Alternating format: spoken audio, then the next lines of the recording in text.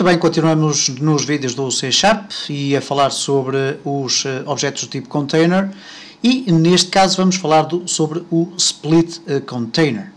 Vamos arrastar então o split container para aqui e o split container basicamente é um contentor que nos permite adicionar objetos de um lado e do outro. Vamos aqui adicionar, por exemplo, um botão deste lado e vamos copiar e colar deste lado. Como veem, eu para selecionar cada um dos painéis clico no painel que eu pretendo e neste caso vamos aqui adicionar dois botões e na prática reparem o que é que acontece quando eu executo.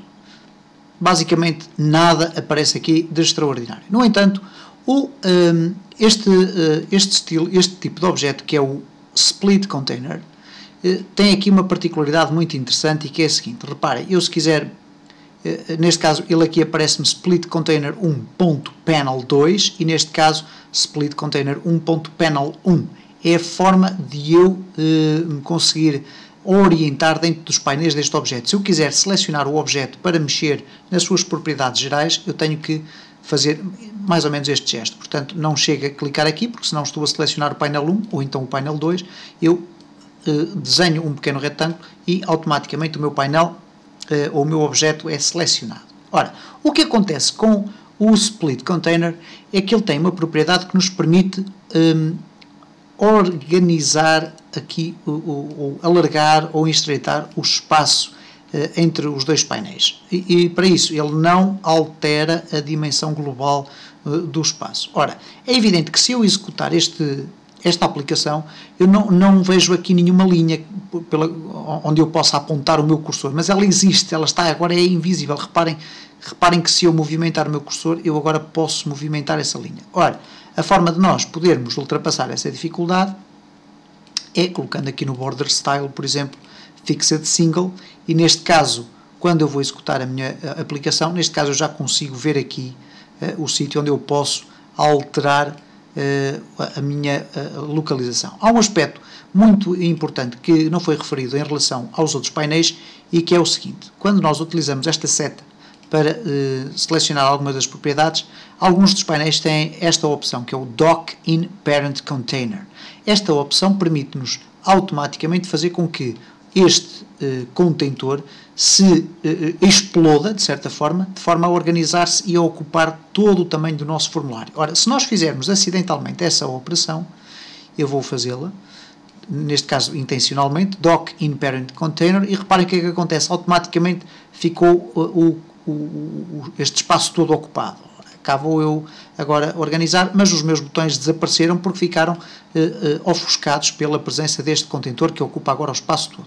Como é que eu faço para voltar a ter este objeto da sua forma normal? Eu vou selecioná-lo e depois aqui onde está o dock, a propriedade dock, reparem, ela foi alterada para fill, porque eu mudei a tal opção. Neste caso eu posso fazer o Undock in Parent Container e ele voltará à posição normal, ou então chegar simplesmente aqui ao Dock e escolher o Known e ele voltará à sua posição original, ok? Há depois aqui certamente um conjunto de opções. Neste caso cá temos o painel que nós podemos alterar o seu nome para podermos mais facilmente através da programação podermos aludir ao seu nome e neste caso a todos os objetos que ele contém. E nós iremos ver de que forma é que, em futuros vídeos, de que forma é que nós podemos ter acesso à lista, por exemplo, de controles e de objetos que existem dentro de um determinado painel. Isso fará parte já da programação um pouco mais avançada.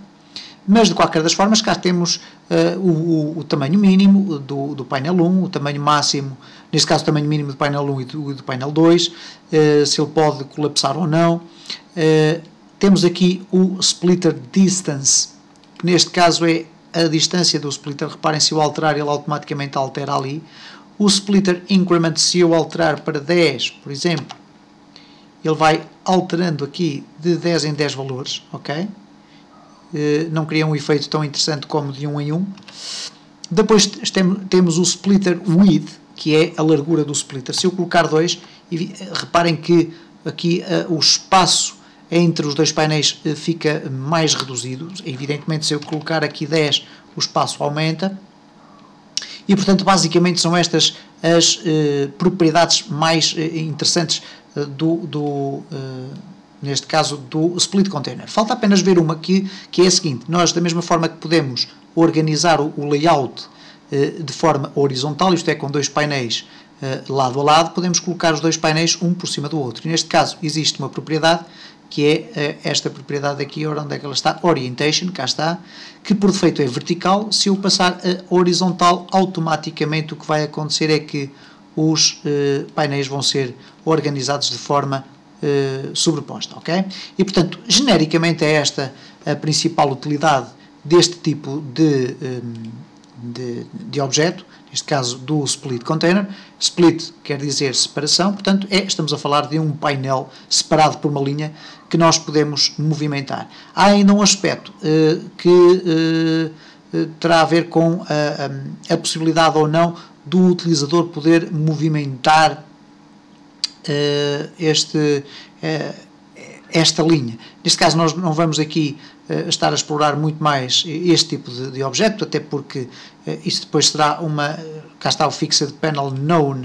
Neste caso podemos pôr Fixed Panel, o Panel 1, e reparem o que é que vai acontecer. Neste caso eu vou movimentar e o 2 movimenta-se, mas o 1 não é afetado.